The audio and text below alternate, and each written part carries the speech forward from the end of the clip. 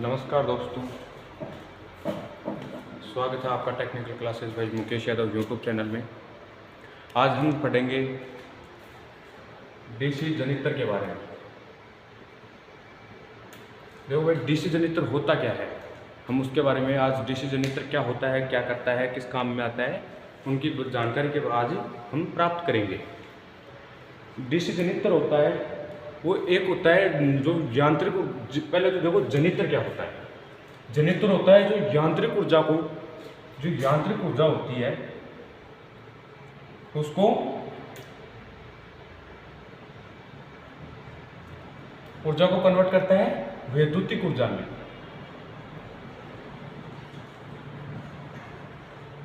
ऊर्जा में कन्वर्ट करता है, यांत्रिक ऊर्जा को वैद्युतिक ऊर्जा में कन्वर्ट करता है, वो क्या कहलाता है? जनित्र कहलाता है, अल्टरनेटर या जनित्र कहलाता है।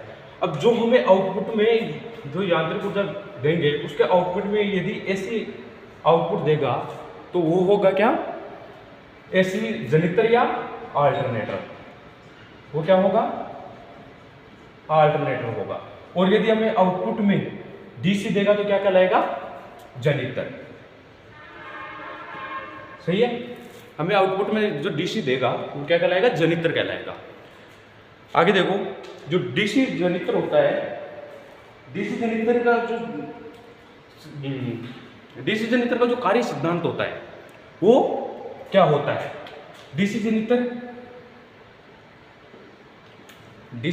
है वो किस सिद्धांत पर कार्य करता है? डीसी जनित्र होता है जो विद्युत चुंबकीय प्रेरण के सिद्धांत पर कार्य करता है। जिस प्रकार ट्रांसफार्मर में जो वैद्युतिक परिवर्तन होता है, जो चुंबकीय क्षेत्र के हिसाब से परिवर्तन होता है, उसी हिसाब से ये भी एक परिवर्तन होता है। जनित्र होता है जो वैद्युतिक ऊर्जा को यांत्रिक ऊर्जा को वैद्युतिक ऊर्जा में परिवर्तन करता है। डीसी जनित्र होता है जो डीसी जनित्र का कार्य सिद्धांत होता है,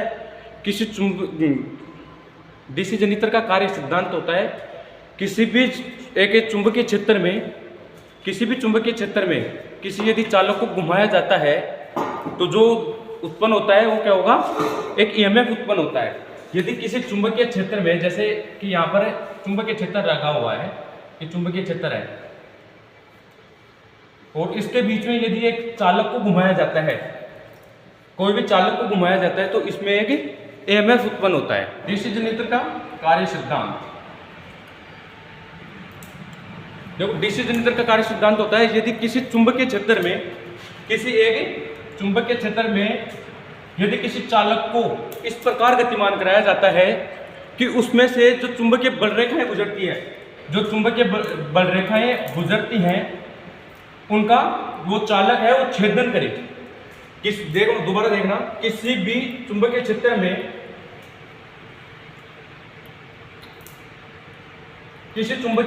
में किसी चालक को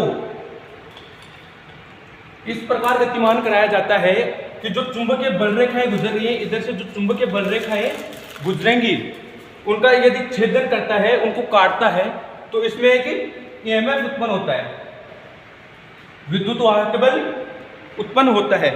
वो विद्युत वाहक बल उत्पन्न होता है, वो क्या कहलाता है? वो ही कहलाता है अपना ईएमएफ। ये होता है डीसी जनित्र का कार्य सिद्धांत। ये एक बात और देखो, इसमें यदि ऐसे ही एसी का भी, जो एसी का अल्टरनेटर होता है, एसी उत्पन्न करता है, यदि ये जो ईएमएफ उत्पन्न हो रहा है, ये यदि डीसी विद्युत धारा उत्पन्न हो रही है, यदि ये डीसी विद्युत धारा उत्पन्न हो रही है तो क्या कहलाएगा? डीसी जनित्र कहलाएगा। कौन सा कहलाएगा? डीसी जनित्र कहलाएगा। और यदि यही ईएमएफ एसी उत्पन्न हो रही है तो क्या कहलाएगा? एसी जनित्र कहलाएगा। सही है? आगे देखो भाई, डीसी जनित्र होता है उसकी जो बॉडी होती है वो कास्ट आयरन अथवा कास्ट स्टील दो धातुओं के द्वारा बनाई जाती है। जो कास्ट आयरन होता है, कास्ट आयरन से जो बॉडी बनाई जाती है वो बनाई जाती है, छोटी मशीनें होती हैं उनकी बॉडी बनाई जाती है कास्ट आयरन के द्वारा, और जो बड़ी मशीन होती है वो उनकी बॉडी बनाई जाती है कास्ट स्टील के द्वारा। सही है। आगे देखो, आगे देखो, आगे आते हैं फील्ड पोल्स आते हैं। फील्ड पोल्स होता है वो दो प्रकार के होते हैं। फील्ड पोल दो प्रकार के होते हैं, एक तो होता है मोल्डेड पोल और दूसरा होता है सुसहित लेमिनेटेड पोल।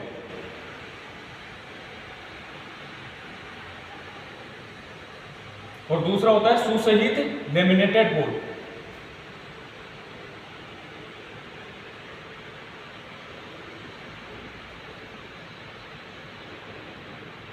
देखो जो मोल्डेड पोल होता है इसमें जो बॉडी होती है, जो मोटर की बॉडी होती है उसके साथ में पोल और पोल शू दोनों को एक साथ में ही बना दिया जाता है। ये तो कहलाता है पोल, और ये वाला भाग क्या कहलाता है? पोल शू। जो नीचे वाला भाग है वो। अब देखो जो मोल्डेड पोल होता है उसमें ये जो नीचे वाला भाग है पोल शू है वो नहीं बनाया जाता, और जो बॉडी के साथ में ये जो पोल वाला भाग है वो बना दिया जाता है। ये वाला भाग बना दिया, ये क्या कहलाएगा? मोल्डेड पोल। और सुसहित लेमिनेटेड पोल होता है उसमें ये जो बॉडी के साथ में बॉडी बनाई जाती है उसके अलग से ये वाला भाग बनाया जाता है। ये वाला भाग एक अलग से बनाया जाता है और इस पर वाइंडिंग करते हैं और इसको वापस बॉडी पर नट बोल्ट के द्वारा कस दिया जाता है। लेकिन इसमें जो पोल शू होता है उसको पेचों के द्वारा कसा जाता है। आगे देखो आर्मेचर होता है।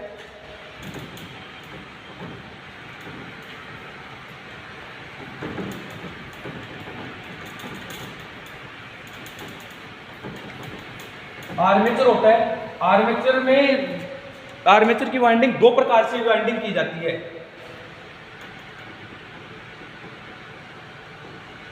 आर्मेचर होता है, आर्मेचर में दो प्रकार से वाइंडिंग की जाती है। पहले तो आर्मेचर किसे कहते हैं वो देखो। आर्मेचर कहलाता है जो किसी भी मशीन का जो घूमने वाला भाग होता है वो क्या कहलाता है? आर्मेचर कहलाता है। आर्मेचर में दो वाइंडिंग होती है, एक होती है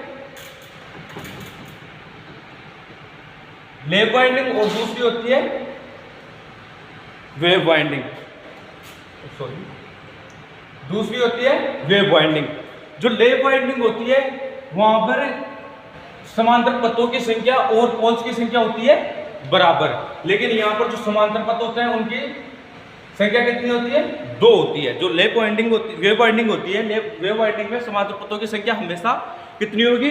दो होगी। लेकिन जो लैप वाइंडिंग होगी वहां पर लैप वाइंडिंग में समांतर पथों की संख्या, जितने पोल होंगे उतने ही समांतर पथ होंगे। आगे देखो, जैसे कि इसमें होता है P बराबर कितने? 6 है। यदि इसमें P बराबर 6 देखते हैं तो जो वाइंडिंग होगी वो कैसी होगी? 6 वाइंडिंग है, मतलब 6 जो कॉइल स्थापित होंगी उनको समांतर क्रम में जोड़ा जाएगा 6 के 6 को। सही है? आगे ऐसे जोड़ दिया जाएगा। लेकिन इसमें क्या होगा? इसमें 2 आने चाहिए, तो इसमें 3 को श्रेणी क्रम में जोड़ दिया जाएगा और बाकी 3 को आगे श्रेणी क्रम में जोड़ दिया जाएगा। ये होता है लैप वाइंडिंग और वेव वाइंडिंग। आगे देखो, एक होता है कम्यूटेटर। कम्यूटेटर होता है, वो कम्यूटेटर क्या होता है? कम्यूटेटर होता है जो एसी विद्युत धारा होती है। कम्यूटेटर दिक् परिवर्तक,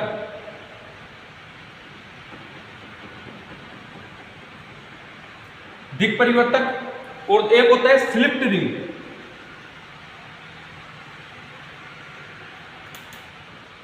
स्लिप्ड रिंग, ये जो 3 नाम है वो एक ही होता है जो एसी को डीसी में बदलता है।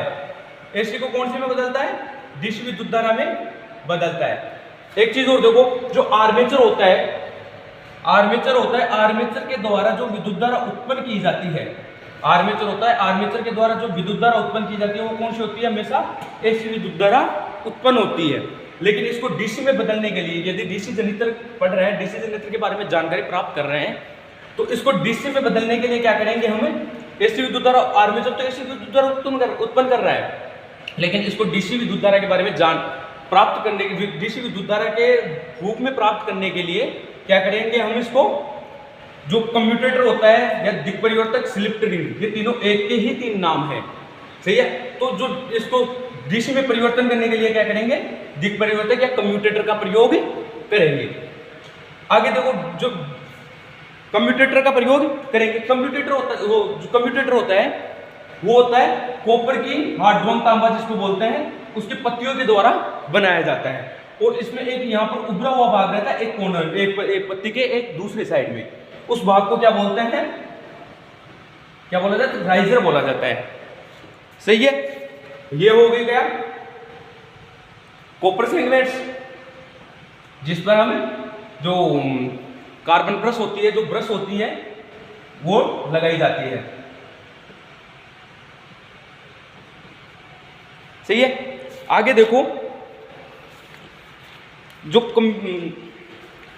आगे देखो, इसका आगे देखते हैं हम, डिश जनित्र होता है, जो डिश जनित्र किस सिद्धांत पर, किसके आधार पर कार्य करता है। डिश जनित्र है वो फ्लेमिंग के दाएं हस्त नियम के अनुसार कार्य करता है। किसके अनुसार, फ्लेमिंग के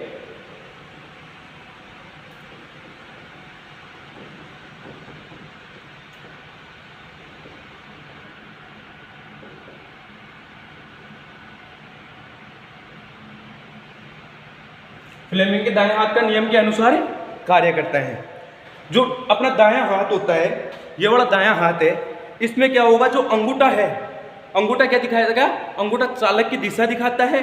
जो देखो दायां हस्त नियम होता क्या है, जो अपने दायां हाथ है, दाएं हाथ की प्रथम अंगूठे और प्रथम 2 अंगुलियों को इस प्रकार परस्पर 90 डिग्री के एंगल पर फैलाया जाता है। तो उसमें जो अंगूठा होगा, वो अंगूठा दिखाएगा अपने को चालक की दिशा, ये भाई चालक किस दिशा में चल रहे हैं। और जो पहली अंगुली है वो दिखाएगी अपने को चुंबकीय फ्लक्स की दिशा।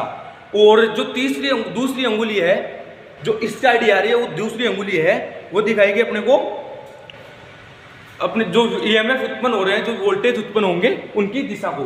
देखो भाई, यहाँ पर देखो, ये एक पोल्स है, इसमें विद्युत धारा ऐसे जा रही है। सही है। यह हाथ देखना, इसमें देखना, पहले क्या दिखा रहा है, अंगूठा, इसको ऐसे लगाते हैं, लागू करते हैं, तो इधर देखो, ये जो अंगूठा है, सही, ये क्या दिखाएगा, जो चालक है, जो विद्युत धारा हम इनपुट दे रहे हैं, उसकी दिशा को। जो इधर इसमें देखो, इसको हम इस प्रकार लागू करते हैं, इस प्रकार लागू करते हैं, तो अंगूठा चालक की दिशा को दिखा रहा है। सही है। आगे देखो, दूसरी अंगुली दिखाती है किसको, चुंबकीय जो क्षेत्र होता है, चुंबकीय फ्लक्स की दिशा होगी वो।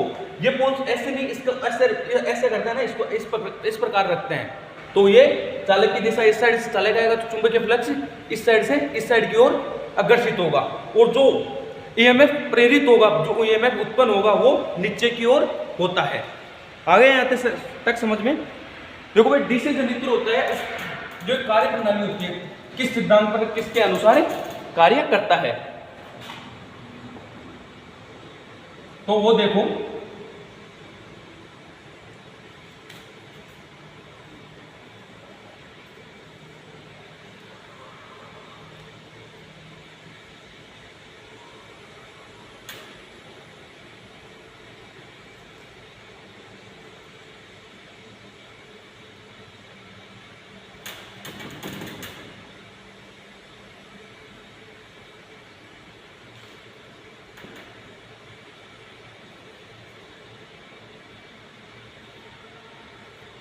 डीसी जनित्र, जो जनित्र होता है, कोई भी आर्मेचर होता है, ये एक आर्मेचर है। क्या है, आर्मेचर का रूप है। अब देखो, ये एसी उत्पन्न कैसे करता है या डीसी उत्पन्न कैसे करता है, देखो इसके बारे में जानकारी प्राप्त करते हैं, जानते हैं। ये है एन से एस की ओर, जो उत्तरी ध्रुव है, उसके से दक्षिणी ध्रुव की ओर चुंबकीय बल रेखाएं चलती हैं। सही है। यहाँ पर जो चुंबकीय बल रेखाएं इस साइड से इस साइड जा रही हैं, उनका जो सिद्धांत पढ़ा था अभी हमने, उस सिद्धांत में क्या बताया था, किसी चुंबकीय क्षेत्र के बीच, ये चुंबकीय क्षेत्र है, किसी चुंबकीय क्षेत्र के बीच चालक को इस प्रकार गतिमान कराया जाता है कि उसमें से जो चुंबकीय बल रेखाएं गुजर रही हैं, उस चालक में से ये चुंबकीय बल रेखाएं जो गुजर रही हैं, उनका छेदन हो, उनको तोड़ा जाए। तो इसमें क्या होगा, ईएमएफ उत्पन्न होगा। वो ईएमएफ किस प्रकार उत्पन्न होगा, देखो इसको इस प्रकार घुमा रहे हैं, इस साइड से इस साइड की तरफ घुमा रहे हैं। अब यहाँ पर देखना, इस साइड देखते रहना, देखो ये वाला हिस्सा है जो पहले 90 डिग्री जो इसके बराबर है, तो कौन से एंगल पर होगा? 0 पर। तो यहाँ पर विद्युत धारा भी 0 पर है। ये जैसे जैसे ऊपर की ओर जाएगा, सही है, ये जैसे जैसे ऊपर की ओर जाएगा तो ये यहां से उठकर इस साइड में आ जाएगा, बीच में इससे इसके और इसके मतलब दोनों की जो चुंबकीय बल रेखा है उनके 90 डिग्री पर आ जाएगा। तो धीरे धीरे आगे आगे आएगा, तो धीरे धीरे यहां से भी जैसे जैसे ये घूम के आगे ऊपर जाएगा तो जो विद्युत धारा का मान है वो भी धीरे धीरे ऊपर जाएगा, 90 डिग्री तक चला जाएगा। फिर ये यहां से एस की ओर जाएगा, मतलब दक्षिणी ध्रुव की ओर जाएगा। तो दक्षिणी ध्रुव से क्या होगा? ये धीरे धीरे इसका मान भी कम होना स्टार्ट हो जाएगा। फिर ये इसके वापस 180 डिग्री पर 180 डिग्री तक घूम जाएगा ये, तो इसका मान भी वापस 0 हो जाएगा। उसके आगे देखो ये वहां से वापस रिटर्न नीचे की तरफ जाएगा, एस से भी रिटर्न नीचे की तरफ, मतलब 280 नीचे की तरफ 280 डिग्री के एंगल की तरफ जाएगा। तो ये यहां से नीचे चला गया। फिर यहां से वापस इसके पास आएगा, एन के जो नॉर्थ पोल है उसके पास आएगा, तो ये यहां से वापस ऊपर की ओर आ जाएगा। तो इस प्रकार जो विद्युत ईएमएफ उत्पन्न होता है वो इस प्रकार होता है, पहले पॉजिटिव में जाएगा, फिर एक बार पहले 0 रहेगा, फिर पॉजिटिव में ये अधिकतम मान जाएगा, शिखर मान जाएगा, फिर 0 आ जाएगा, फिर वापस नेगेटिव में शिखर मान जाएगा और फिर वापस 0 आ जाएगा, और ये ऐसे ही चलता रहता है। अब देखो अब डीसी कैसे प्राप्त करते हैं? जो कम्यूटेटर होता है उसके द्वारा, कम्यूटेटर या स्लिप रिंग के द्वारा डीसी कैसे प्राप्त करते हैं? यह है एक कम्यूटेटर जिसमें सेगमेंट्स लगी होती है, इसमें एक वाइंडिंग होती है, जैसे कोई भी एक कॉइल मान लो, पूरी वाइंडिंग को छोड़ो, एक कॉइल मानते हैं, ये एक कॉइल है। इसमें क्या होता है? ये एन वाला हो गया और ये एस वाला पोल हो गया, सही है। इसमें जो यहाँ पर एक कॉइल को यहाँ पर ज्वाइंट करते हैं और इसके दूसरे सिरों को इसके विपरीत दिशा में, यदि एक को ऊपर की साइड में लगाएंगे तो दूसरा यहाँ पर नीचे की साइड में लगेगा। इस एक को यहाँ पर ज्वाइंट करते हैं और एक को यहाँ पर ज्वाइंट करते हैं। एन के पास वाला सिरा क्या देगा? अपने को पॉजिटिव देगा। ये यहाँ पर अपने को पॉजिटिव दे रहा है, ये यहाँ पर अपने को पॉजिटिव वेव दे देगा, सही है। ये ऊपर नीचे जाएगा, पॉजिटिव वेव दे देगा। यहां से पॉजिटिव मिल रहा है तो अपने को नीचे से दूसरे में नेगेटिव मिल जाएगा, अलग अलग मिल जाएगा दोनों में, पॉजिटिव और नेगेटिव, सही है। इसमें नेगेटिव मिल जाएगा, पॉजिटिव अलग मिल गया और नेगेटिव अलग मिल गया। आगे हम कल पढ़ेंगे जो डीसी जनरेटर का ईएमएफ समीकरण होता है, विद्युत वाहक बल समीकरण होता है, हम उसके बारे में पढ़ेंगे। ओके, वीडियो को लाइक शेयर एवं चैनल को सब्सक्राइब जरूर करें एवं वीडियो को ज़्यादा से ज़्यादा शेयर करें।